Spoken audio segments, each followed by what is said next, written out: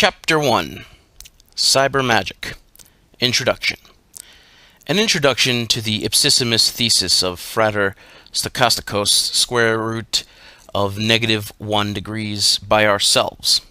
Abandoning conventional literary format, we present a terse and abrupt catalogue of notes, observations, provocations, spells, and rituals to challenge any aspiring magus with the wit and daring to play with them.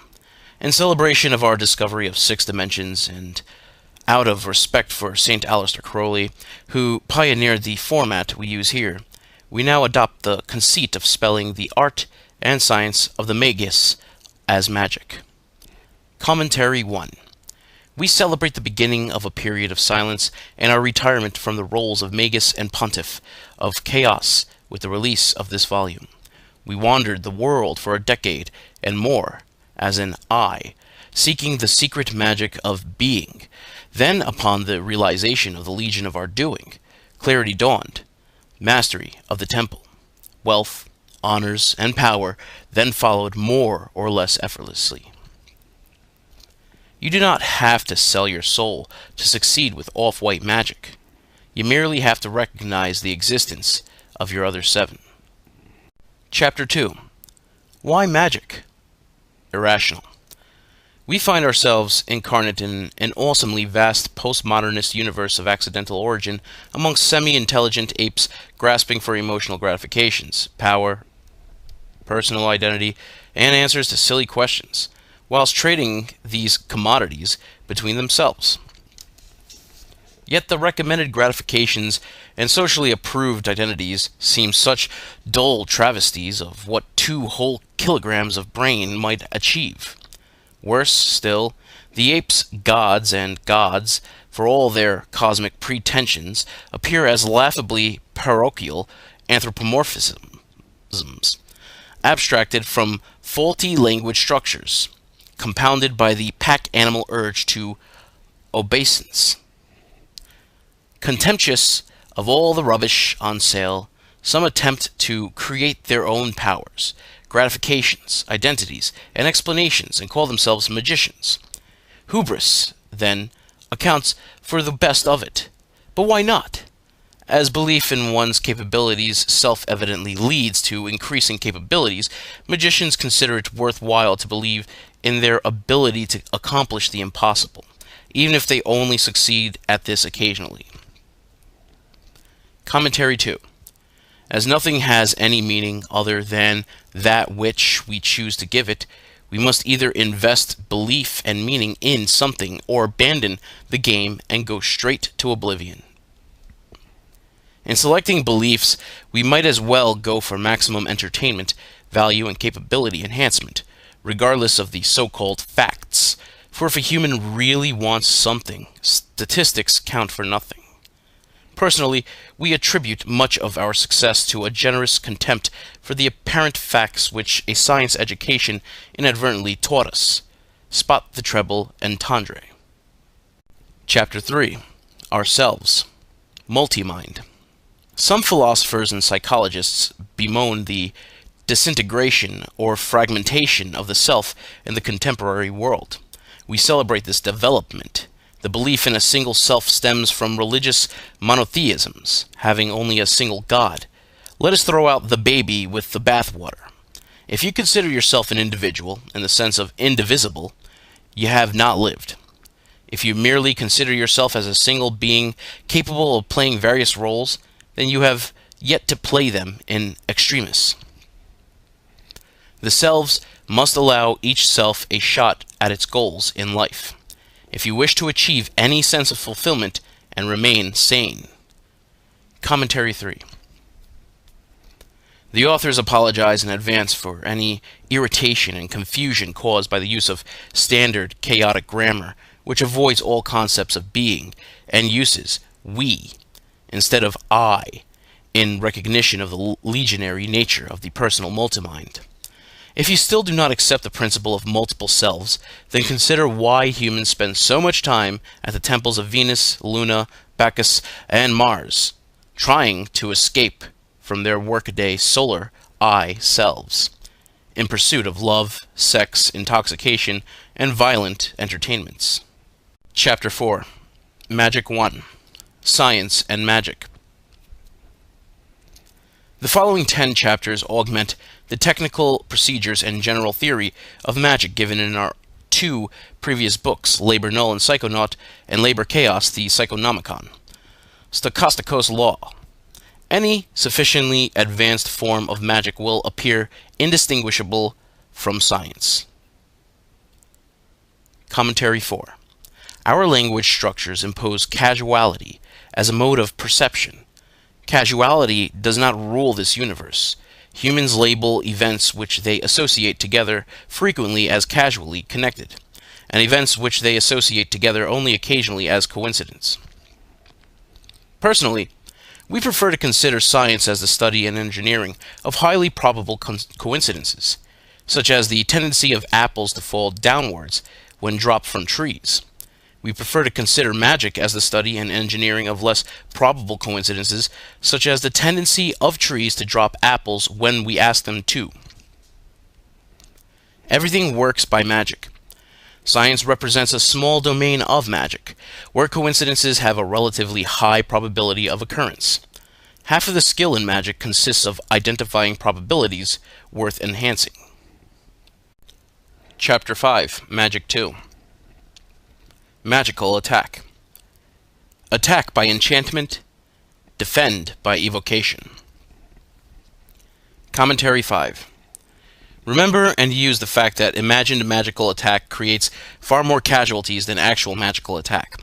However, do not risk trying to divine the nature of a real magical attack, for this will increase your vulnerability to it.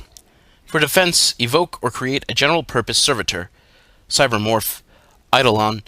Forget about such naive procedures as erecting astral mirrors or shields. These have little other than psychological value. Attack or counterattack vigorously with properly and sigilized enchantments tailored to create highly specific effects, the bullet rather than the grenade. Do unto others as they would do unto you, but do it first. Such secrets we can reveal, having retired from active service after many campaigns. Field Magus. Stochasticos. Chapter 6. Magic 3. Wand or cup. Enchant long and divine short. Commentary 6. Wand or cup. If only 1/5 of your spells work, you have real power. If only 1/5 of your divinations work, you have a serious disability. Spells cast well in advance can take advantage of the copious chaos in the interim, but that same chaos will tend to reduce divination to a shambles. Chapter 7. Magic 4. Sacrifice. Don't sacrifice. Invest. By sacrifice, the religious attempt to invest in spiritual agencies. Magicians know better. They invest directly in themselves, cutting out that middleman. Sacrifice only those things which get in the way of desire, not the thing itself. Commentary 7. Some neophytes imagine that you can conjure wealth by burning banknotes to the gods. Never insult money or blaspheme it by gambling, unless you want to banish it. If you want money, then sacrifice it only on opportunities which will make money. Treat money as a major god, for its capricious and awesome power rivals that of even love and war. Money acts as a vast, intelligent organism which lives by occupying part of the brain of nearly every one on this planet. Mammon seems far more awake at this moment than many gods we could mention. Chapter 8. Magic 4. Magical medicine. Paradox. If homeopaths knew how homeopathy actually worked, it wouldn't work. Overstanding. Homeopathy works by magic, i.e., the parapsychological effects of operators' intent. Homeopaths have to believe in bogus theories to achieve real effects. Commentary 8. The erroneous theories of homeopathy arose from the early, purely empirical practices of immunization and an ignorance of Avogadro's number, which quantifies the number of molecules in a given sample. an understanding of the mechanics of active and passive acquired immunity, which came much later, would have prevented the development of such theories in the first place. Homeopathy has let magic back into medicine at the small price of demanding belief in a completely wrong theory by its practitioners. Spell. Iatrogenic homeopathy apparently works well in black magic. The sorcerer antidotes the target with a potentialization of itself. Perhaps we should not have mentioned this. Chapter 9. Magic 6. The fourth equation of magic. Eidolonics. PE equals P plus open parentheses 1 minus P close parentheses L exponential 1 over P, where all factors lie on a scale of 0 to 1 and align. PE equals the probability of accomplishing something by the use of an eidolon. P equals the probability of the event occurring by chance alone. L equals the quality of the magical link. Commentary 9. The eidolon evocation. Conjuration. Let the magician fashion a material basis for a general purpose cybermorph, sparing no expense or skill. Let the magician physically carry the material basis at all times close to the body. Let the magician mentally carry the astral image of the material basis to the point of clear hallucination during any spare waking moment and, if possible, while streaming. Let the magician, by profound effort of ritual, fantasy, and imagination, treat the eidolons, material and astral forms, as sigils for a named semi-autonomous sentience. The magician will create a reusable multitask servitor by such conjurations, for which the first equation's factor take an optimum unitary value. Thus only the problem of a magical link awaits solution in any particular spell of enchantment or divination at which the magician directs the eidolon. Although the neophyte must learn the many and varied conjurations of the art and science, the master will usually prefer the greater speed and efficiency that an eidolon cybermorph offers. Chapter 10. Magic 7. The fifth equation of magic. 0 equals the square root of s squared plus open parentheses ICT close parentheses squared plus open parentheses I squared CA close parentheses squared plus open parentheses I squared CB close parentheses squared, where line S equals spatial separation, T equals temporal separation, ordinary time, A and B equals temporal separation in 2 dimensions of imaginary time, I equals the square root of -1, and C equals light speed. Note that this equation gives the psi space-time separation between events in a 6-dimensional Pythagorean form. Non-local exchange of information can occur when psi space-time separation equals 0. Due to the large value of C, 0 separations at terrestrial distances occur when T equals the square root of A squared plus B squared. Commentary 10. Clearly, squaring out the I factors arising from modeling time as an imaginary form of space and imaginary time as an imaginary form of imaginary space yields the following simplification of the full form of the fifth equation set to a 0 value. S squared minus open parentheses CT close parentheses squared plus open parentheses CA close parentheses squared plus open parentheses CB close parentheses squared equals 0. Quantum non-locality then appears as the limited case where A equals B equals 0, and information passes instantaneously along light cones. Magic then appears as the more general case where 0 does not equal the square root of A squared plus B squared.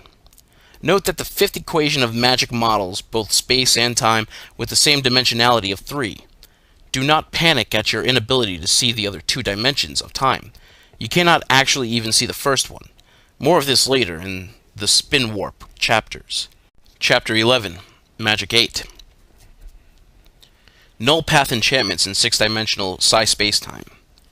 Figure 1 below shows the 3 dimensions of time with a circle of unit radius in the plane of AB.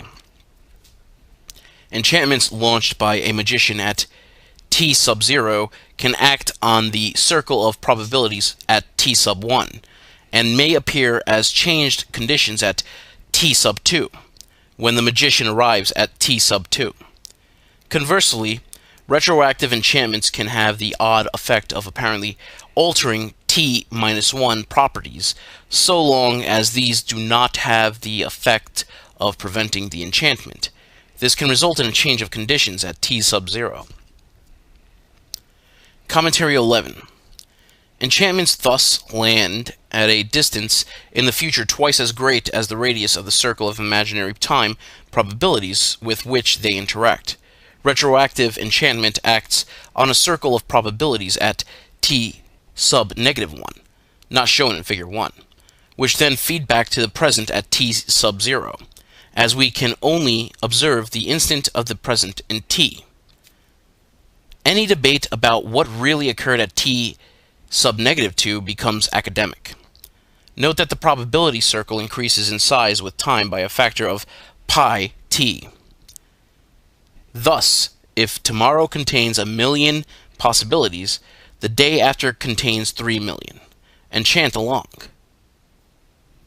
Note also that an observer at t sub 0 can in no way observe or interact with so-called parallel universes, represented by the shadowy circle in imaginary time at t sub 0. They may well exist, but they may as well not exist, if you see what we mean. Chapter 12, Magic 9. Null divinations in 6-dimensional psi spacetime. Figure 2 below shows the 3 dimensions of time with circles of unit radius in the plane of AB.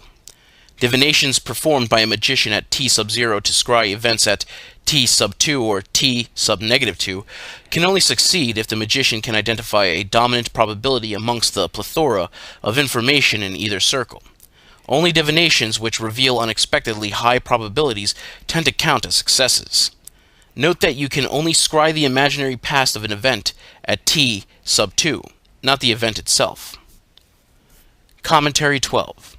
The very act of looking in divination can tend to distort the probability of what you look at. Divination can thus act as enchantment in a way quite beyond the mere effect of self-fulfilling prophecy in the ordinary sense. Divination also becomes progressively more difficult with time, as circles of probability in imaginary time enlarge.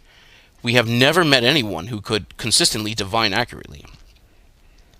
Although a huge market exists for those who divine poorly or merely pretend to. Oddly, the market for those who can enchant reasonably well seems hardly to exist. Probably because only those who cannot regularly advertise, and those who can use it more directly to their own advantage. Perhaps the same applies to divination, but we doubt it, on account of the foregoing technical difficulties. If in doubt, always attempt to force the hand of chance. Chapter 13, Magic 10. Retroactive Enchantment. Despite the ease with which this effect manifests in delayed choice quantum optics experiments, some magicians still seem to have difficulty in summoning the belief to make this work on the macroscopic scale. Try this experiment. Wait until you have lost something. Rather than conduct further fruitless searches, try and trick your subconscious into believing that you actually put the object in a particular place where you actually want to find it. If you have to, you can even use a location that you have already searched. But in this case, you will also need to make your subconscious recollection of having searched that place as hazy as possible. Then, whilst occupying your conscious mind with some powerful distraction, anger works well. Go to the chosen location and retrieve the lost object. Commentary 13. The subtle mental maneuvers required for retroactive enchantment depend upon suspending conscious deliberation and memory, and will fail if you try thinking consciously about your thoughts. Compare this kind of will perception coordination with the hand-eye coordination of catching a ball. Both work best when performed automatically. If you ever succeed with a trick like this, and you wish to retain and develop the ability without going mad, then we suggest that you do not seek alternative explanations, but that you accept the belief that the past has some mutability. Or better, still that no real time past exists, but that the imaginary time past contains probabilities restricted only by the observed conditions of the present moments. Chapter 14, Politics 1. Chaocracy. It has taken us 2 million years to elevate politics from the level of a monkey squabble to a level comprehensible to a 6-year-old child. Towards the end of the 20th century, the question, what will succeed democracy, seems as unspeakable as the question, what will succeed monotheism, would have seemed in the 14th century. Can nobody contemplate any advance upon the least worst of all systems tried so far? The problem: 1. We have to delegate responsibility for government, as most of us have better things to do for most of the time. 2. Nobody who wants political power should have it. 3. De-electable bodies retain power largely by maintaining the interests of the status quo, and cannot act with the impartial wisdom that the luxury of time to govern could allow them to develop. 4. Elected bodies abrogate much of their power to people who act as monarchs, and then waste much of their time and efforts in factional infighting. Commentary 14. If we have any faith in the stochastic principles to which we owe our very reality and existence, then we should perhaps consider chaocracy. Let us select a legislative body by purely random means. Let us reward those so chosen with salaries which put them beyond corruption. Let us replace 1/2 of those chosen by random means every few years. A chaocracy will contain representative proportions of all ages and sexes. A chaocracy will have the assistance of a civil service to advise it. A chaocracy will free us from the conflict of party political ideology with conscience, and free us from the distasteful business of casting our votes amongst professional liars. Let a chaocratic government debate openly, but legislate by secret ballot. Let the outcome of such vote act as the head of state, rather than invest one person with this power. We trust people's lives to randomly select juries as the only fair method. Should we use any less fair method for a nation or a planet? Chapter 15, Politics 2. Conspiracy theory. Nobody has unity of desire. The selves within the person conspire to fulfill their instinctual agendas. Such conspiracies spiral upward in fractal self-similarity through domestic, social, workplace, national, and international scenarios, yielding chaotic outcomes at all levels. Conspiracies exist, all right, but fuck up mostly rules the outcome. Commentary 15. Conspiracy theory, like causality, works fantastically well as an explanatory model, but only if you use it backwards. The fact that we cannot predict much about tomorrow strongly indicates that most of the explanations we develop about how something happened yesterday have, like history in general, a high bullshit content. 3 things feed conspiracy theories: paranoia born of the need for self-importance, the need for enemies, which comes down to more or less the same thing, the desire for belief even in malignant forms of control rather than in the reality of pure chance, chaos, and accident. Chapter 16, Politics 3. Conspiracy practice. Any conspiracy lacking internal conspiracies will rule its world. Only through absolute loyalty to each other can the few control the many. Commentary 16. The extreme simplicity of these statements belies both their awesome applicability to conspiracies at all fractal levels and the virtual impossibility of their achievement. In practice, the power of any conspiracy rises and falls in inverse proportion to the power of its internal conspiracies. Mutual guilt and bribery mainly hold together conspiracies whose ideologies command insufficient loyalty, but this makes them vulnerable. Never join a conspiracy that you could possibly betray, because if you could, someone else will. Chapter 17. Politics 4. Tetragrammaton of the Illuminati. The diagram presented here in the book is of a cross. At the top of the cross, at the north point, is lawful. In the northeast is Christic. In the east is nice. Southeast, Luciferic. South, chaotic. Southwest, satanic. West, nasty. Northwest, Jehovic. Law. Tradition, order, stasis quo. Chaos. Innovation, neophilia. Nice. Altruism, inclusive selfishness. Nasty, narrow, exclusive selfishness. Commentary 17. The occult technology of power. The Jehovic program of lawful nastiness dominates most psycho-political systems, from the nation-state down the self-similar fractal ladder to the selves within a person. Such systems tend to maintain their stasis quo at the expense of surrounding systems or of subsystems.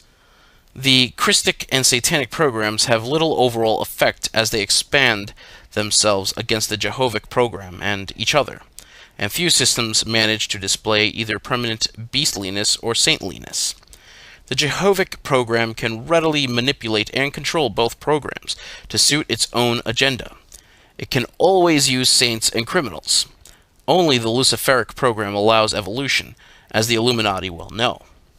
In recent centuries, the dominant psychopolitical Jehovic forces have come to realize that a limited amount of Luciferic creative chaos can give them an edge over systems which do not possess it. We aim to give them a great deal more than they bargained for. Chapter 18. Politics 5. Liberty, equality, fraternity. How sweet, but sadly mistaken, our old formula sounds.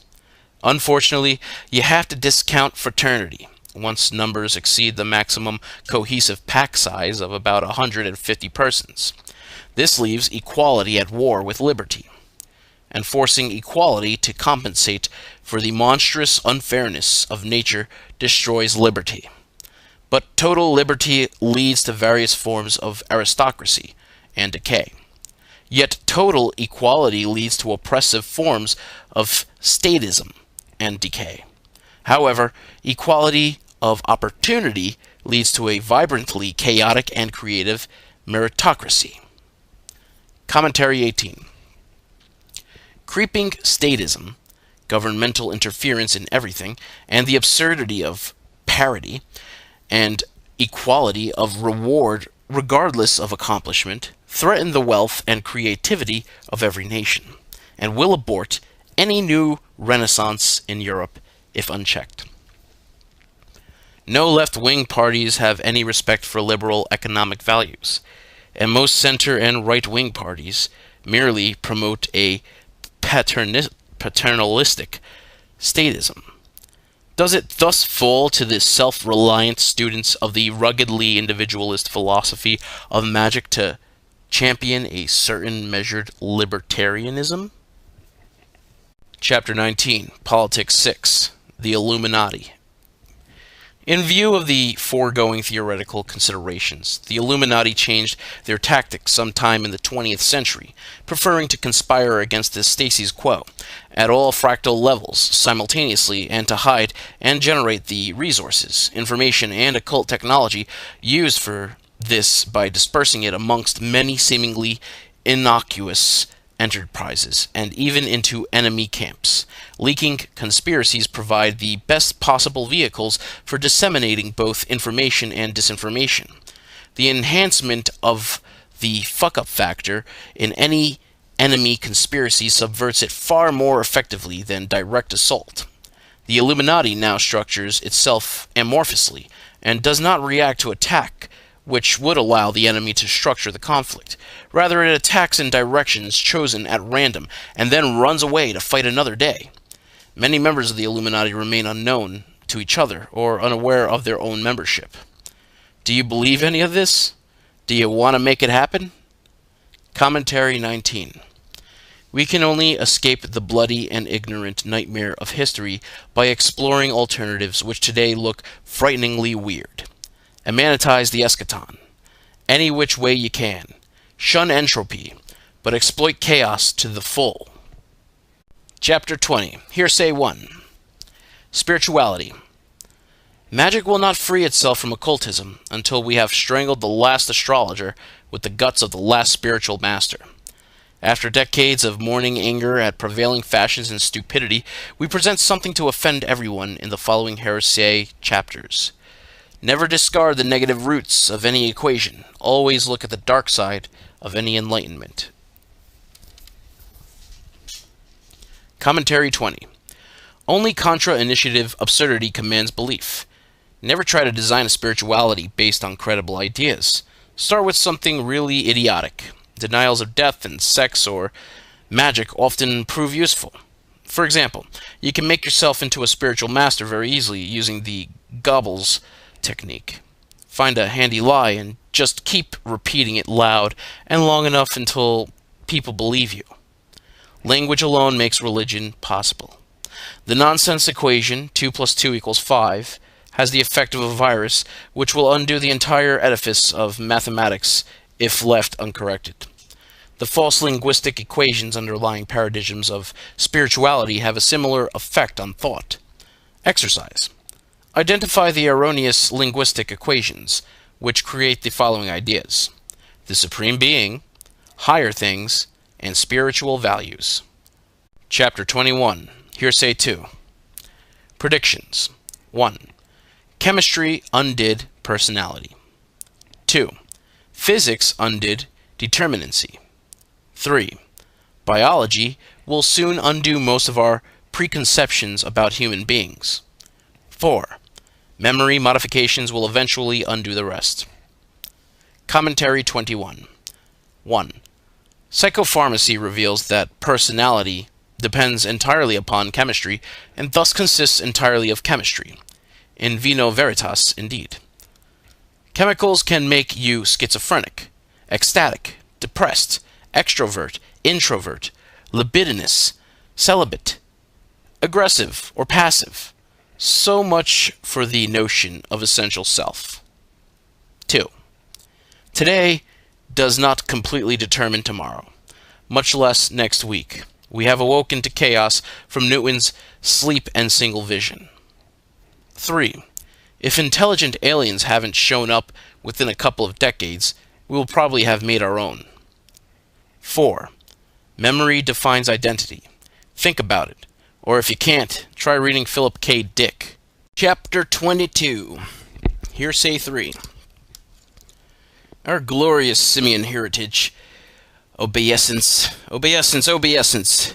Offering your arse in submission to the bull ape of the troop. Kneeling before the chieftain. Penance and sacrifice to the shaman. Genuflection to the Lord. Confession to the priest. Prostration before the almighty ape in the sky. Commentary 22.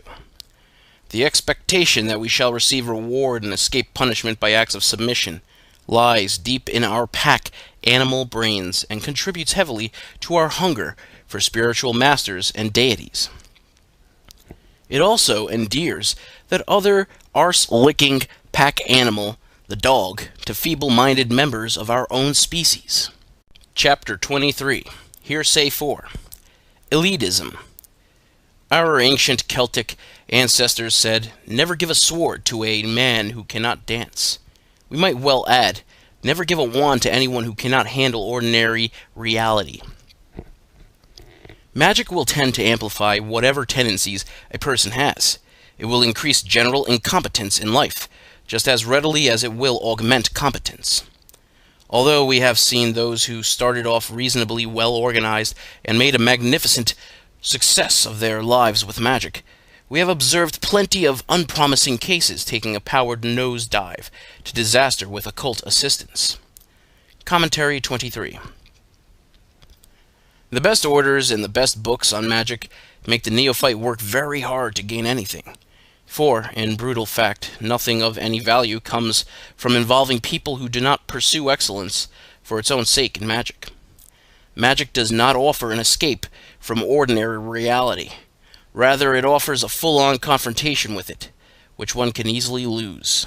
Chapter 24. Hearsay 5. The Abysses. Obsession. Sophistry. Paranoia.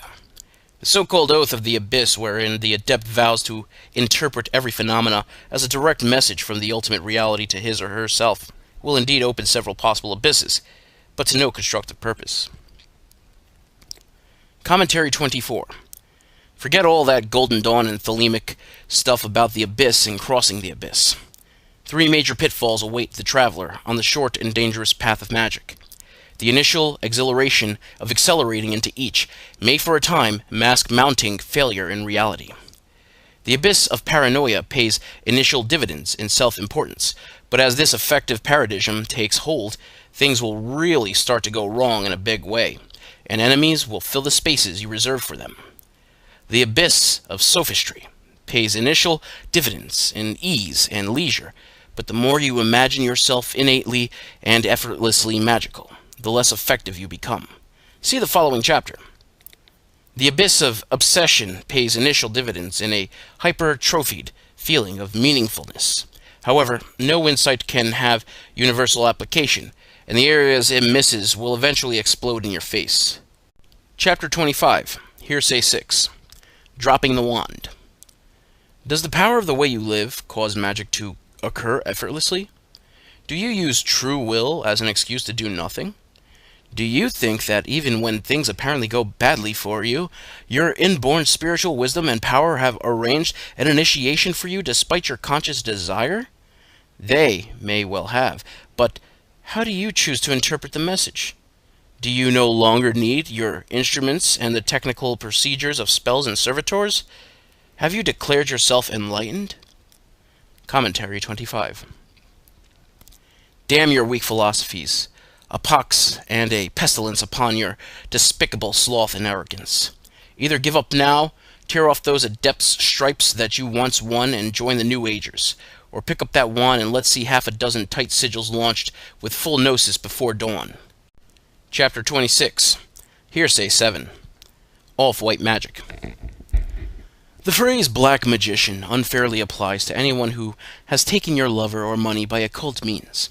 However, self-professed black magicians seem universally unable to fight, fuck, or even buy their way out of wet paper bags, despite fantasizing constantly about becoming powerful psychopaths. The high point in a career of ultimate evil, getting badly scratched whilst failing to strangle a cat. Ha! Ha ha! Those sanctimonious transcendentalists who profess themselves white magicians never do anything unpleasant without the very best of spiritual reasons, but spend most of their careers casting ineffectual spells and imaginary evils to no effect. An averse pentagram scrawled on their doorsteps as a joke can keep one busy for several years. Off-white magicians require no spiritual or demonic justification for their acts, and can take your lover or money without leaving you feeling bad about it. Commentary 26. Such flippancy ill becomes Frater Stokastikos, who allied themselves with the off-white tradition on account of its superior sense of humor. Chapter 27. Hearsay 8. Magus Chase.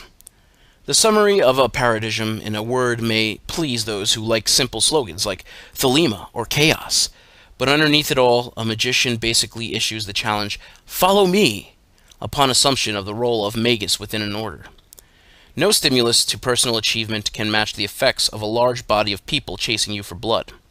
No other motive for assuming the role of magus has nobility, but no honor attaches to those who will not retire when exhausted, or those who simply wait for their pursuers to lick their feet or crucify them. The retired magus may take the role of ipsissimus, applying the treasures won in the race at will, and shouting encouragement and unwelcome criticisms from the sidelines at those who failed to realize what they had signed up for. Commentary 27. We shall mention no names. Chapter 28, Hearsay 9, Astrology. Some star signs may seem more inclined to believe in astrology than others.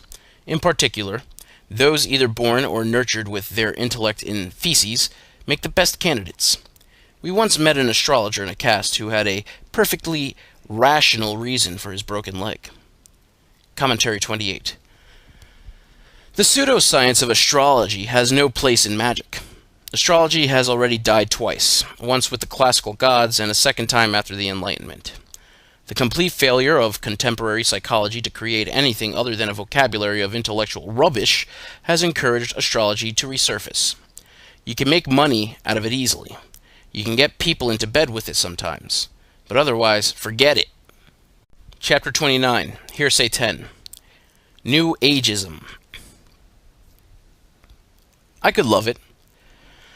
If dolphins had as much intelligence as cats, and stopped trying to rescue sinking pieces of wood, if crystals actually did something useful other than grease the wheels of commerce, if the goddess had made animals taste less good, so I didn't want to eat them, if astrology could tell me anything other than the trite and the obvious, if whales could do something more impressive than merely occupy a lot of space, if corn circles came from enlightened aliens rather than Wiltshire pranksters on cedar, if channelers could speak in hieroglyphics instead of pop psychological twaddle, if sharing, caring, non-sexist men could do anything useful in a crisis. Commentary 29. The hippies of 1968 broke the dress code and the sex code, stopped the major war, and created a healthy disrespect for all forms of authority. Mysticism and music functioned as enemies of the state in those days. The starry-eyed idealists of today have submerged their critical faculties beneath a tidal wave of slop marketed by those old hippies who now sell a user-friendly dilution of their original enlightenment. Chapter 30, Hearsay 11, Dog God. In domesticating the wolf, we have reduced the wild ideal to grotesque parodies of ourselves, and so with our gods. Commentary 30. In the transmissible mental disease of god ownership, the victim acquires the megalomaniacal delusion that a being supposedly representing all of his most desirable characteristics actually rules the entire universe. Conversely, in the more minor acquired personality defect of dog ownership, the sufferer seeks emotional solace in a creature specifically bred to exhibit all of his own worst characteristics, such as easily bought loyalty and fawning affection, cringing obedience, alternating with loud emotional outbursts, and the tendency to bite the defenseless from behind and then run away and defecate in public. Dog owners prefer to play God to creatures like that, rather than address their own personal and social inadequacies. Deus est canis inversus. Chapter 31, Hearsay 12, The Antichrist. A vile abomination lurks in obscene luxury at Rome, hired to an empire built on industrialized slaughter and bureaucracy without culture, self-preservation at any price. The empire created a faith when its war machine failed, then hitched itself to any bloody imperialism to extend its power. The lords of Albion fought it for 3 centuries, and weakened but did not break it. Now, in desperation, it sends out its celibate minions to make the masses breed a Pyrrhic victory by sheer numbers, self-preservation at any price. Commentary 31. The Pauline Church originated from the publicity work of a grotesque misogynist fanatic who never met the obscure Jewish religious figure upon whose myth he founded a cult. At the Council of Nicaea, some centuries later, a desperate Roman emperor had the doctrines of the now diverse cults completely rewritten, redesigned, and institutionalized as an instrument of the state. After the collapse of the military and the political wings of the empire, the religious arm began work on an empire of faith and fear. The papacy has never hesitated to compromise its principles, or to burn and torture its opponents, or to ally itself with any bloody military adventure. recently including fascism, if it thought it would profit thereby. Its vast network of confessor-inquisitor informers allowed it to survive as history's most grim and enduring conspiracy. Like any organism that has successfully degenerated into a parasite, it now exists only to perpetuate itself at its host's expense. The cost so far? 100 million killed, and history 2 centuries behind where it might have advanced to. Chapter 32. Hearsay 13. Fundamentalism. Do you feel confused by postmodern life? Unable to handle too much choice? Fazed by information overload? Uncertain about so many gray areas? In need of some black and white certainties? That you need some simple slogans to live by? Intensely jealous of those who can handle modern life? That you need something to hate? Unhappy at flexible relative values? That the past offers more promise than the future? That the answer to your problems lies outside yourself? Then much that now pours from the fundament of the major religions may interest you, schmuck. Commentary 32. Just when we thought the antibiotic of rational enlightenment had finished off the worst of theological viruses, along came virulent new strains to pollute and disease half the globe. Ah, well. Back to the lab. We cannot allow the exhaustion of modernism to occasion a regression to pre-enlightenment medieval world views. Esoteric thought frequently acts as a precursor of entire cultural paradigms. Thus, we must oppose the medievalism inherent in both fundamentalism and much of the New Age philosophy with a vibrant postmodernist chaosism. Or Taoism, excuse me. Chapter 33. Hearsay 14. Filthy fun. Oral sex stands as an enduring monument to human ingenuity, but the given proximity of the organs of generation and excretion explains much of human psychology and philosophy. Here in the diagram of a cross, the north is sex, in the northeast is 4, the east is shit, the southeast is 1, the south is death, the southwest is 2, the west is food, and the northwest is 3. Commentary 33. 1. Hygiene neurosis. 2. Dietary neurosis, vegetarianism, anorexia, etc. 3. Overeating makes as poor a substitute for oral sex as smoking does for breastfeeding. 4. Who has the most fun? A. Those who demonize sex as unpleasantly dirty. B. Those who demonize sex as pleasantly dirty. Or C. Those who go to the whole pig and reintegrate excretion into their sexual pleasures. Chapter 34. Hearsay 15. Immortality. If we had immortality, we would desire amnesia more. As we consist entirely of our memories, immortality would have no point. Paradox. Immortality for the human race would destroy the human race. If you meet an immortalist, you know what to do for your children and for the sake of your children's children. Commentary 34. Those who seek physical or spiritual immortality have not thought the issue through. Precisely, what of themselves do they want to reincarnate, or to go to heaven, or to live forever? As an eternally persistent memory would prove intolerable, we presume immortalists really desire some form of continuity of consciousness. However, continuity of consciousness arises only through a trick of memory. Herein lies the paradox.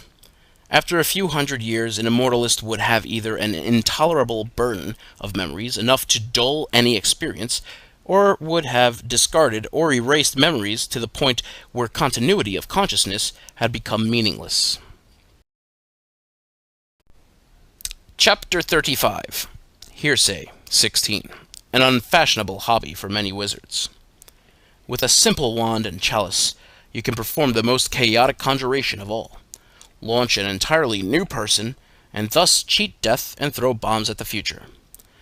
We sometimes wonder if the obsession of medieval and Renaissance sorcerers with creating various golems and homunculi arose from their distaste at the sheer chaos and unpredictability of the simpler method of creating little monsters. Commentary 35. We say that we have had rather than that we have made or created a baby, as we cannot take responsibility for the unpredictability of the result. However, that very unpredictability supplies all of the delight and sorrow to the entire operation. How stupefyingly boring we would find clones of ourselves if cloning becomes possible. We do not wish to live forever. Our immortality sleeps soundly in a crib at the foot of the bed, sometimes. We have reconfigured ourselves with a liberal dash of chaotic refreshment and renewal while still alive, and can now, with the jest, face death with equanimity. Chapter 36, Hearsay 17. Machine Enlightenment. Exercise 1. Try to specify exactly, and in detail, any human functions that you do not believe a computer could carry out even in principle. Exercise 2. Try to specify exactly and in detail what humans mean when they use the word spirituality. Commentary 36. Paradoxically, an exact and detailed specification of any function will, in principle, allow a computer to perform it. Apologies for the trick question. Only the unspecifiable remains. But let us not waste time with mystification, although we could write programs to produce plenty of it for fun and profit. Any half-sensible answer to the second exercise qualifies you as a fully enlightened master. Congratulations! You can now dress up with the bullshit of your choice and sell it. Chapter 37, Hearsay 18. Hazards. Warning, psychic hazard. Warning, mental health hazard. Commentary 37. For fun, gratuitous insults as a humanitarian gesture or to stimulate paranoia where appropriate, the magician may print and display copies of these warning labels where appropriate. Standard international form requires psi hazard warnings in black on a red background, and mental health hazard warnings in black on an orange background. Chapter 38, Hearsay 19. Nothing. Nothing is true. Everything is permitted. Commentary 38. Attributed to Hassan-i Sabbah. Note the multi-level oxymorons, paradoxes, and anontisms concealed within these statements. The second statement celebrates the bottomless well of human ingenuity, from which we have barely yet removed the lid. The flames of hell will doubtless lick out of it, scorching many, but only knowledge will awaken us from the nightmare of history. We can find three obvious meanings to the first assertion. 1. Nothing is true. Judge ideas by their relative usefulness, not against some imaginary finality. 2. Nothing is true. Nothing exhibits being, but everything exhibits doing. Only the sluggishness of perception and thought creates the illusion of being. 3. Nothing is true. Life, the universe, and everything takes an extravagant journey from nothing to nothing. Let us therefore applaud the nothing and relish its extravagance. Chapter 39, Hearsay 20. A Taoist Haiku. We believe in nothing. The chaotic void within, the chaotic void without. Between nothing and nothing, let us conjure great doing. Commentary 39. Any comment would mar the supreme simplicity of this haiku. Contemplate its every nuance. Use it before a ritual if desired. Chapter 40, Phenomenization 1. Time. Extrapolate your cosmological observations with classical relativistic theory, and you will end up with such absurdities as the Big Bang and singularities in real time and space, which negate the theory you started with. Extrapolate with quantum chaotic theory, and you will find that the Big Bang occurred with equal probability in imaginary time at every point in the entirety of space that we now observe. To phenomenize the apparent mass and corresponding characteristic light speed of a universe finite but unbounded in both real time and space. Commentary 40. It should come as no surprise that we can observe structures within the universe having a greater age than classical relativistic theory predicts for the universe. You can, after all, travel any distance you like in excess of 24,000 miles around the finite but unbounded surface of the Earth without falling off. Similarly, you can travel for as long a time as you like around the four-dimensional hyperspherical surface which constitutes this universe, although, as on Earth, you cannot ever arrive at the same space-time locus twice. The universe does not have any meaningful real age. Rather, it has a temporal horizon of the order of 10 to the 10th years at all points of space-time. Future generations will look upon the question of the real age of the universe with the same amusement with which we regard the medieval concern about the distance to the edge of the world. Chapter 41. Phenomenization 2. Finite and Unbounded. Any finite and unbounded system of n apparent dimensions must actually have n plus n over 2 dimensions for closure. Consider the bending of a two-dimensional sheet through a third dimension to create a finite and unbounded two-dimensional spherical surface, for example. Our universe consists of a four-dimensional surface, comprising 3 dimensions of space and 1 of time, which achieves closure by bending through a two-dimensional plane of imaginary time. The plane of imaginary time thus lies orthogonal to our observed four-dimensional surface. Commentary 41. We concede that we have adopted a finite and unbounded universe as an act of faith in our own finite and unbounded imagination. Neurocosmology sets the limits of cosmology. However, this model at least has the virtue of supplying an answer to what lies outside of the universe, and also what lies inside of it. Outside of the universe lies the ANA, or ANA, direction of future imaginary time, which we may conceive of as having unlimited duration and information content, or content, but no space, matter, or energy.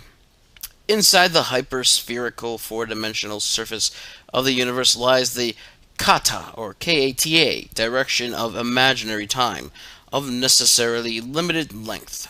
This asymmetrical, or asymmetry, creates entropy and irreversibility, and an apparent arrow in real time, as the imaginary future contains more probabilities than the imaginary past. Chapter 42. Phenomenization 3. Thrice upon a time. Time has 3 dimensions, as does space. We cannot see any of the time dimensions. A clock or calendar measures the passing of time equally well in all 3, just as a rule measures distances in any of the 3 spatial dimensions with equal ease. Any apparent conceptual problems and mysteries associated with imaginary time disappear when you realize that you can only experience one immeasurably small instant consisting of all 3 temporal dimensions. Classical and relativistic calculations and expectations and common sense model past and future events along the dimension of ordinary time, whilst magical and quantum calculations and expectations model probabilistic events on the plane of imaginary time orthogonal to ordinary time. Commentary 42. 2 dimensions, a plane, of imaginary time provides a field in which many possible pasts and futures can exist as probabilities. They also provide unlimited possible parallel universes to the present moment which cannot interact with each other or us. A single dimension of imaginary time would only allow a single possible alternative event. 3 dimensions of time also arise from general considerations of symmetry, and can also supply an explanation of the properties of so-called fundamental particles, as we shall show in the spin warp chapters. Chapter 43, Phenomenization 4, Imaginary Time. Tangible phenomena readily submit to measurement with so-called real numbers. Thus, for example, we can have 4 apples or minus 4 apples, if we happen to owe you 4. Although time has little tangibility, we persist in measuring it with real numbers, even though for advanced scientific purposes we get better results by measuring time as an imaginary component of Minkowski space. Imaginary numbers appear as the square root of -1, designated I, raised by some factor. Thus, 1i, 23i, and -127i represent imaginary numbers. As imaginary numbers measure intangible phenomena so well, less confusion would have arisen if mathematicians had called them intangible instead. Human perception and real numbers have tended to reduce the enormity of the whole of intangible time to a thin stream that we call real time. Consequently, we have to use the rather weird mathematics of imaginary numbers if we wish to add the entirety of time back onto the convenient abstraction of so-called real time. Commentary 43. Memory and limited imagination create so-called real time by picking out a thin stream of dubious casuality from the intangible immensity all around us. Paradoxically, the convenient fiction of one-dimensional real time arises from our imagination, but the greater reality of the three-dimensional temporal continuum has to bear the somewhat derosity, or derosory, label of imaginary. To anyone who has so completely missed the point of all this that he asketh, "Where lieth this imaginary time?" we reply, "Where lieth your real time? Where lieth all those things that you might do tomorrow? Where lieth all those things that you might have done yesterday? And where lieth both of those histories that contribute to the results of the double-slit experiment in quantum optics?" Chapter 44, in Ontology 1. Non-being. For those who would like to take the short and dangerous path to Taoist anti-ontology, nothing has being. Adjust your mind. You have a serious fault in the linguistic programs which structure your thought, which can have your effective intelligence. Commentary 44. Attempt to describe being, and you can only actually describe doing. We observe only doing. We never observe being, existence, or essence. All phenomena, ourselves included, consist of processes, not of things, performing processes. Language lets us down badly. The false concept of being acts as a word virus, scrambling our thoughts, for nothing consists of other than what it does. I think, therefore I think that I think nothing more. The word virus, I am, lies at the root of the mental diseases we call religion. I am that I am, said Moshe, speaking amongst himself as Jehovah, thus making 4 mistakes simultaneously. You cannot achieve a state of being, but you can achieve a surprising choice of states of doing. Nothing is anything else, although many events resemble or look like others. Every use of the word is conceals a loss of information and a reinforcement of narrow views and prejudice. Chapter 44, in Ontology 1, Non-Being. For those who would like the short and dangerous path to Taoist anti-ontology, nothing has been, or nothing has being, adjust your mind. You have a serious fault in the linguistic programs which structure your thought, which can halve your effective intelligence. Commentary 44. Attempt to describe being, and you can only actually describe doing. We observe only doing. We never observe being, existence, or essence. All phenomena ourselves include consist of processes, not of things performing processes. Language lets us down badly. The false concept of being acts as a word virus, scrambling our thoughts, for nothing consists of other than what it does. I think, therefore I think that I think, nothing more.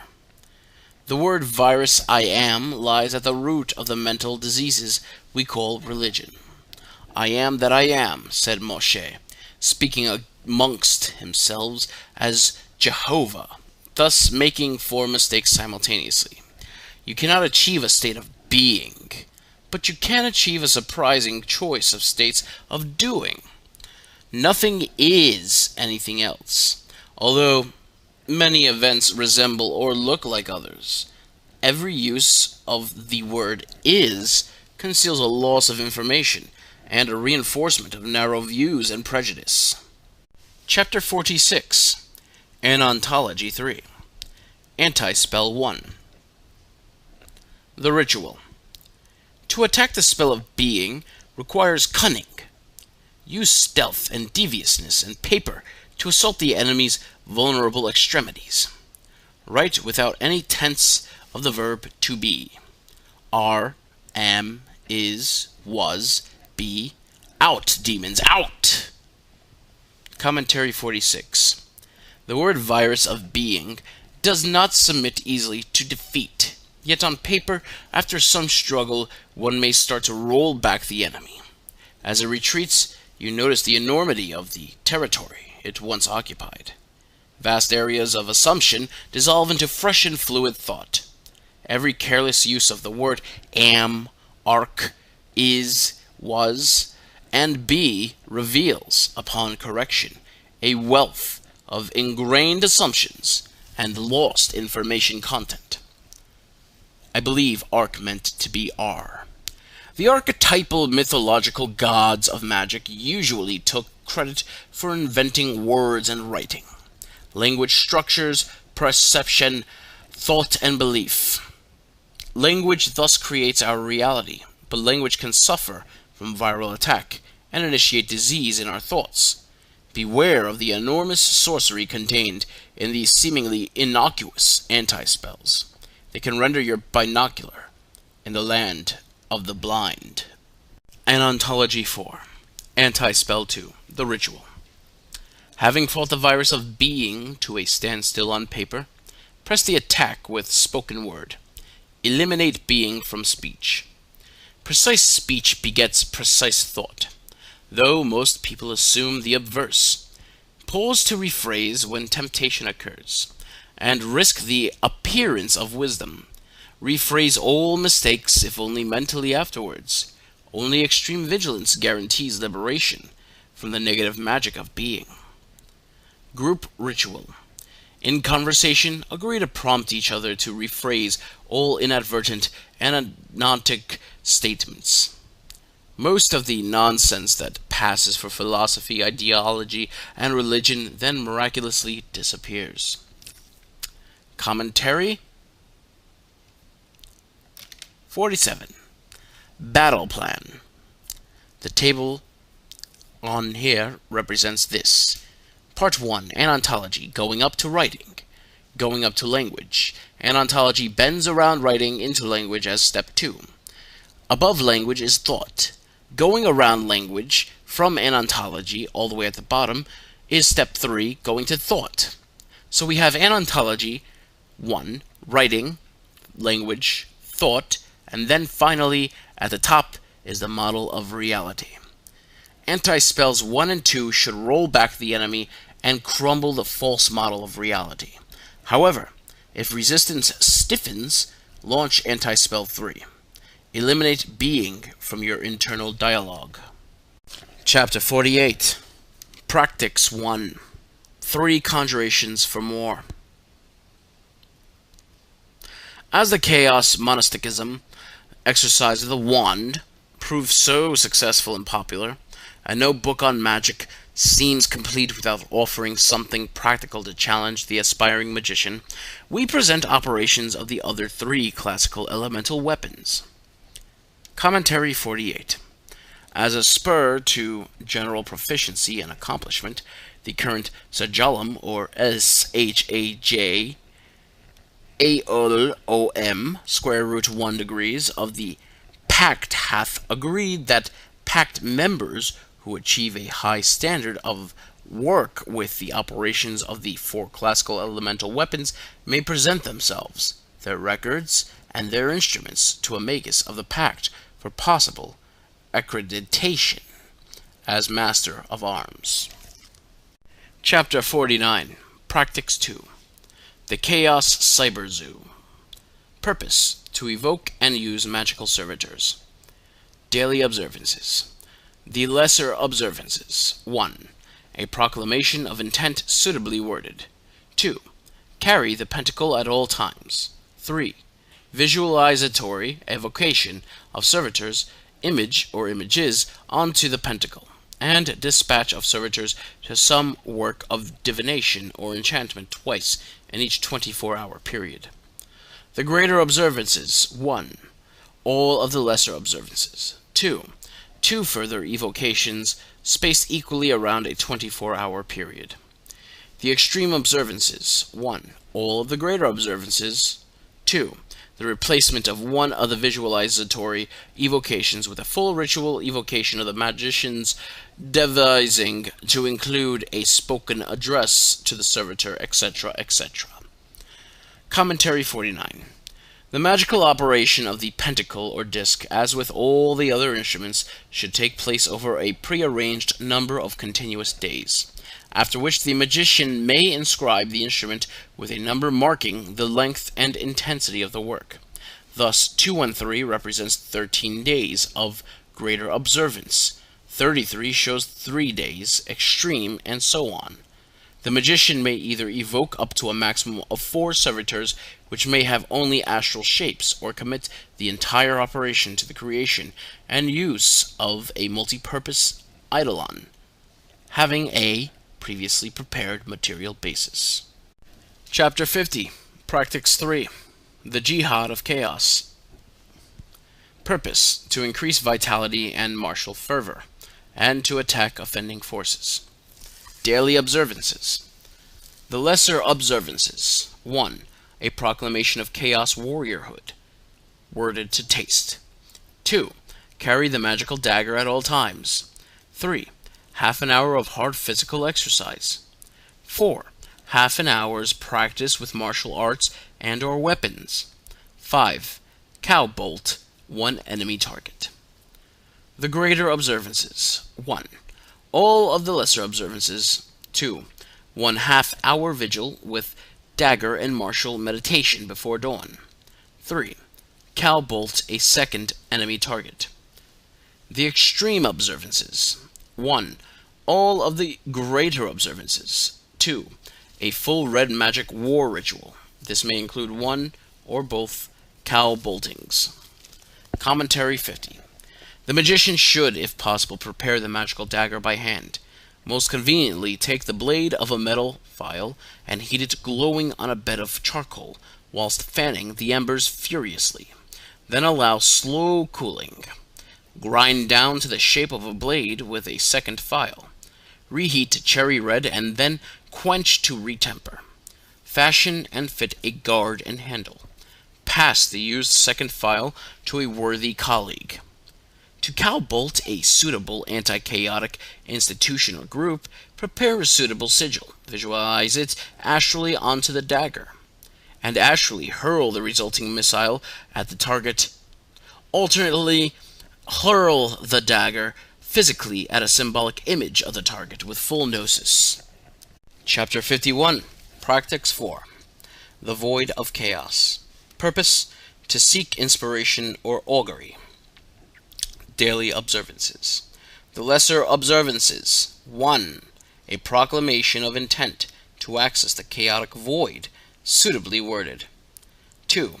Bear the chalice concealed with you at all times, except during an exposure. 3. Perform a quiet mass of Chaos B, omitting the circle dance and using distilled water as sacrament. 4.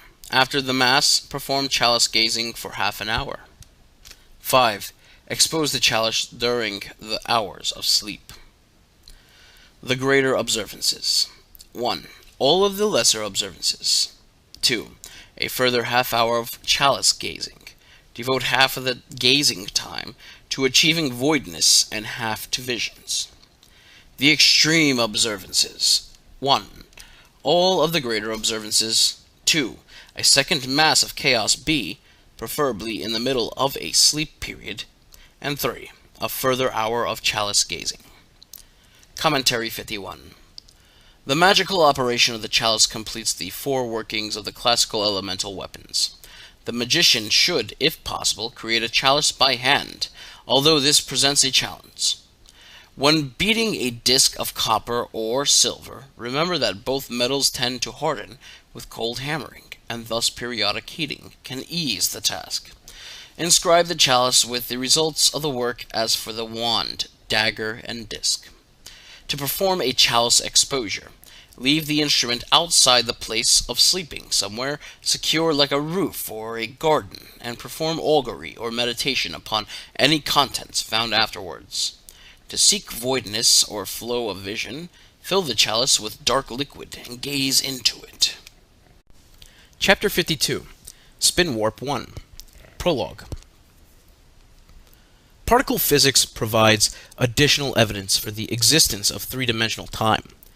Visual analogy quickly fails below the level of the atomic scale, and thus the word particle will henceforth appear in parenthesis, as the events which we call fundamental particle interactions, by virtue of our inability to break them down into anything simpler, do not really correspond to the behavior of tiny billiard balls or to anything else that we can visualize. Fundamental particles occur in two classes: matter, fermion, particles, and energy, boson, particles. Within these classes, particles exhibit or do not exhibit characteristics called color, charge, and family. Interestingly, these three characteristics all have three possible values, and three possible negative values. Additionally, all observed fundamental particles have a spin, and probably all fermions, but not all bosons, exhibit a mass. Commentary 52. The observed structure of the universe, and indeed our ability to observe it at all, depend crucially on the ability of fermions, with identical characteristics, to resist interpenetration, whilst any number of bosons can occupy the same space. Thus we cannot easily walk through brick walls, although we can observe them at a distance. We shall address this profound mystery later on. By definition, a fundamental particle can have no component parts. Thus, its characteristics must either arise from more fundamental components that we have failed to find, or from the behavior of the particle itself. Particles have spins which we can quite easily measure, for example in the phenomena of light polarization. Spin warp theory contends that the particle characteristics of color, charge, and family arise from spins having imaginary time components. We advance this hypothesis in support of our contention that imaginary time provides a powerful description of magical phenomena, and thus has as much reality as anything else that we choose to call real. Chapter 53. Spin Warp 2. Fundamental Fermions. The cascades of particles which appear in our accelerators and in cosmic ray impacts comprise only four observed fundamental fermionic types. One type of quark has a single unit of charge or anti-charge. The other type of quark has 2 or -2 units. Electrons have 3 units of charge or anti-charge, normally designed +1 or -1.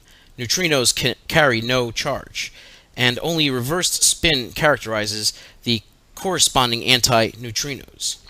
All fundamental fermions have a single unit of spin, designated plus or minus half. All fermions carry 1, 2, or 3 units of the family characteristic, and quarks can have any one of the characteristics called color. Virtually all the matter we observe around us consists only of quarks, from the first family combined to form proton and neutron quark triplets orbited by the first family electrons. Although large numbers of antineutrinos fly through our bodies every second to negligible effect, antiparticles seem otherwise very elusive, and the universe would, on the surface of it, not appear to need any of the heavier quarks and electrons from families 2 and 3 to do what it does. Commentary 53. Although particle accelerators can make fermionic antiparticles, and a few show up in cosmic ray showers, strong evidence exists for the virtual non-existence of any substantial amounts of antimatter in the universe. We shall address this puzzle later. The apparently superfluous triplication of matter particles in families 2 and 3 yields a strong clue that the universe has a higher dimensionality than the ordinary 3 of space and 1 of time, although the rare heavy quarks and electrons play little or no part in the formulation of galaxies, stars, planets, or people. They seem to exist as a consequence of the six-dimensional framework which supports the behavior of ordinary matter in spin warp theory. Intuition. Look out for some particularly exciting unpleasant applications of the heavy electrons in the initiation of nuclear fusion within your lifetime. Chapter 54, Spin Warp 3. Fundamental bosons. Bosons or energy particles transmit forces between fermion or matter particles, in addition to the familiar quanta or particles of light and electromagnetic radiation, which carry charge between charged fermions. Two other bosons, called gluons and weak force bosons, also carry forces. Conventional theory describes gluons as carrying a color-anticolor force, and it models at least some weak force bosons as electron antineutrinos or anti-electron neutrino pairs, and it suggests the possible existence of gravitons and Higgs particles to transmit gravity and confer mass, respectively. All bosons, with the possible exception of the unobserved graviton and Higgs, exhibit 2 units of spin, designated +1 or -1. Spin warp theory contends that all bosons consist of particle-antiparticle pairs, and that gravitation and mass arise not from as yet undiscovered bosons, but from spin distortions in the fabric of six-dimensional spacetime. Commentary 54. Physicists have long puzzled over one half of the answers yielded by Maxwell's equations of electromagnetism, which include light. Whilst the equations describe the behavior of such radiation very elegantly and accurately, they also yield an obverse set of solutions for radiation, apparently going backwards in time, an advanced wave. Theoreticians quietly discard such solutions for apparent want of any corresponding observational reality.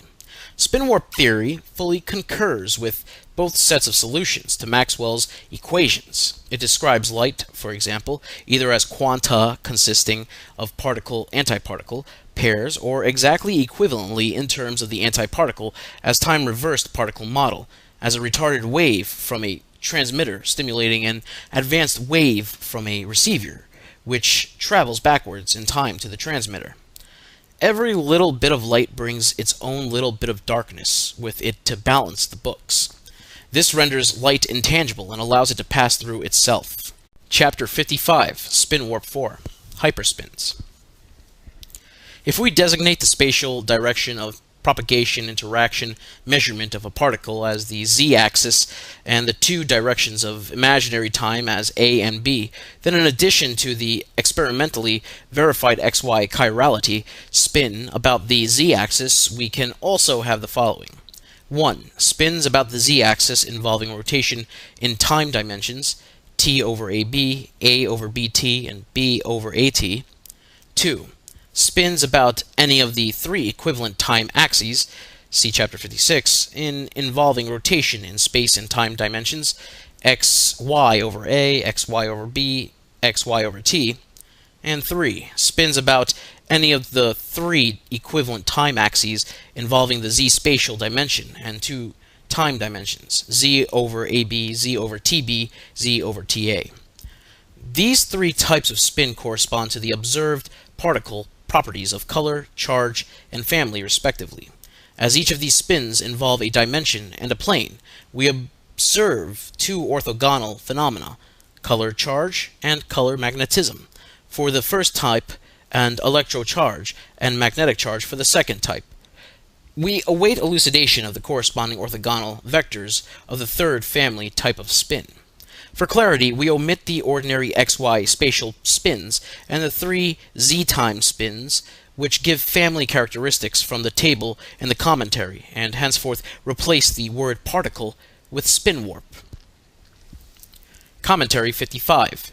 Types of spin warp. Here is the table as presented. Spin warp type, color spin present or absent, charge, and name. Spin warp type 1, color spin present or absent 0, charge 0, name neutrino. Spin warp type 2, color spin present or absent 0, charge plus or minus 1, name half photons. Spin warp type 3, color spin present or absent 0, charge plus or minus 2, name question. Spin warp type 4, color spin present or absent 0, charge plus or minus 3, name electrons Z boson. Spin warp type 5, color spin present or absent check, charge 0, name half gluons.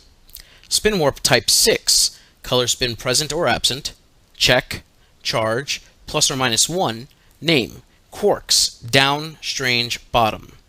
Spin warp type 7, color spin present or absent check, charge plus or minus 2, name quarks up charm top. Spin warp type 8, color spin present or absent check, charge plus or minus 3, name question mark. Spin warps 3 and 8 await discovery. Spin warp 3 awaits discovery. The Z boson consists of an electron-anti-electron pair, but spin warp 8 probably requires more energy for its creation in fermionic or bosonic form than current devices can deliver. We have yet to discover any fundamental fermionic spin warp carrying more than one of the three color spins. Energy requirements again probably prohibit this. Chapter 56, Spin Warp 5, the indistinguishability principle. Although we can define arbitrary axes to separate space into 3 dimensions, we must never forget the arbitrary nature of such convenient distinctions. Height at the poles of the Earth lies orthogonal to height at the equator. For example, the universe as a whole does not appear to favor any particle spatial direction. An analogous situation exists with respect to time, except that with the 3 dimensions of time we have no perceptual equipment or instruments with which to define coordinate axes, as all perceptual equipment or instruments only register instants of now. We can only measure or estimate scalar quantities of time, such as plus 10 minutes or 10 minutes ago. Thus, when we examine the hyperspins of the fundamental spin warps, we have no reference direction with which to discriminate among t, a, and b. All temporal vectors have the same scalar values to us, although they will profoundly affect spin warp interactions. So, for example, we cannot distinguish which spins about the z-axis, t over ab, a over bt, or b over at, give rise to the arbitrarily designated red, green, or blue type of strong nuclear interaction. This indistinguishability has profound philosophical consequences. See the commentary. Commentary 56. Heisenberg's celebrated uncertainty principle at first appeared merely to set a limit on possible knowledge. Subsequent investigations showed that various pairs of characteristics suffered from the same uncertainty relationship. Soon it became apparent that the universe could only do what it does, if and only if. Uncertainty applied to the phenomena themselves rather than to limits on our ability to perceive them. Thus, uncertainty became elevated to full-blooded indeterminacy. Causality died, and chaos measurable only by probability ruled the universe. Now, in terms of the indistinguishability principle, the behavior of the universe appears chaotic because we have no perceptual equipment or instruments to distinguish among the 3 temporal dimensions, whose collective effect thus appears to us as probability. If, as appears the case, the universe itself makes no distinction, then chaos reigns, and we can define magic as the science and art of forcing time into desired patterns by will and perception. Towards the close of the 20th century, it appears, to the best of our understanding, that we inhabit an indifferent, if not hostile, universe, devoid of any justice or meaning other than that which we choose to create.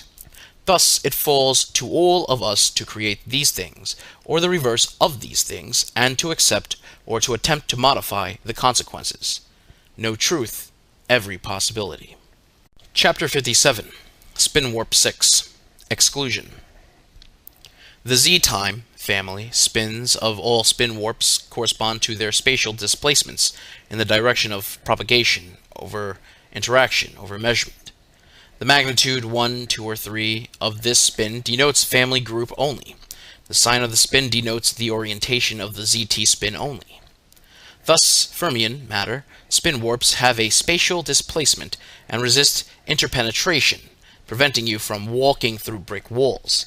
Boson energy spin warps have family spin anti-spin configurations which negate their spatial displacement, allowing any amount of radiation to occupy the same place, and thus allowing you to see across the room, or to see Andromeda, or to pack as many photons into a laser beam as you can afford.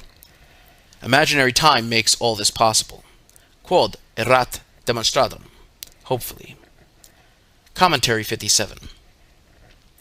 Physicists who have read this far with mounting paradigm strain may now want to see some blood, and surviving magicians may perhaps question the point of the whole extravagant detour.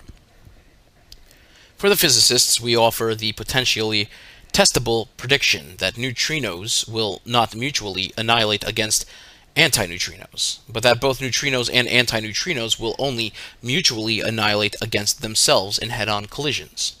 This may well explain the neutrino deficit. We also offer the intuition that the total number of all spins in the universe remains constant at 0. This looks much less ugly than a matter-antimatter symmetry. We hope that we have offered modern magicians evidence for a believable explanation of how magic can happen. Personally, we have to admit that we need it very badly in the scientific age. Mystics may find something of interest in the afterword. Overleaf. Chapter 58. Spin Warp 7. Afterward. Within spin warp theory, all three dimensions of time contribute equivalently to those almost unimaginable events that we can call fundamental particles or spin warps. Somehow this symmetry seems to break when we apply measurement and thought to our apparent reality, and we end up with a rather diminished view of time. It seems that we can perceive only one point, like instant of time, and thus when we attempt to join up all those tiny points by effort of memory or expectation, we end up with a one-dimensional line instead of the mighty solid structure of bifurcating possibility that surrounds us. Do spin warps consist of distortions in the fabric of space-time, or does space-time arise from the effects of spin warps? Or does the almost incomprehensible reality lie in the equivalence of these two statements? Events consist only of their doing. Commentary 58. Time has width. Our inability to experience more than a tiny fraction of the length of time directly mirrors our inability to experience its width. More things probably happen in the width of time than our sanity could possibly cope with. Do you realize that in some of the futures of the moment when you read this, you could die or have an orgasm within 3 minutes, or maybe both if you start now? Chapter 59, about the author. The publishers requested this. The author values ideas above personality and thus, for example, prefers to read science fiction rather than soap opera. The author experimented with mediocrity until the age of 25, and then decided the excellence offered better opportunities. The author still takes his view at 43, despite frequent exhaustion. The author chooses to maintain an antique and idiosyncratic code of chivalry, honor, and heroism in an era largely devoid of such things, just for the antinomian fun of it. The author values uniqueness in an era of mass production and consumption, and values self-made, or at least handmade, artifacts above all others. The author captained the magical pact of the Illuminatis of Thanateros for a decade and derived immense satisfaction from the progress made in the theory and practice of magic during this period, but grew to despise the slavish imitation and treachery with which many mortals seek to advance themselves. Commentary 59. The author does not wish to burden others with the task of emulating the multiple eccentricities of his lifestyle, sexuality, dress, hairstyle, or manicure. We leave that to the Aleister Crowleys of this world. Thus, without photographs or style tips, we arrive at the end. Chapter 60. Epilogue.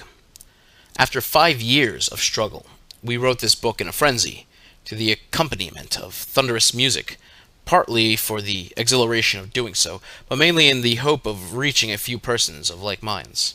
The magical pact of the Illuminatis of Thanateros, which body already contains a number of like minds, provides the following contact addresses: BM 8482, London, WC1N 3XX, England; Caput Corvi, Postfach 303, A1131, Vienna, Austria; IoT, P.O. Box 17995, Irvine, California, 92623, USA.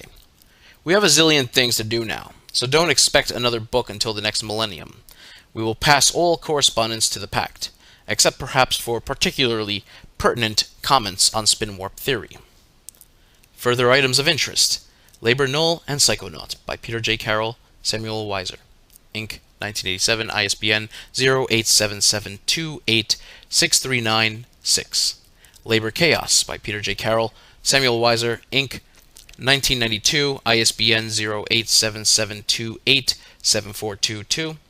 Prime Chaos by Phil Hine, Chaos International, 1993, ISBN 0952132001.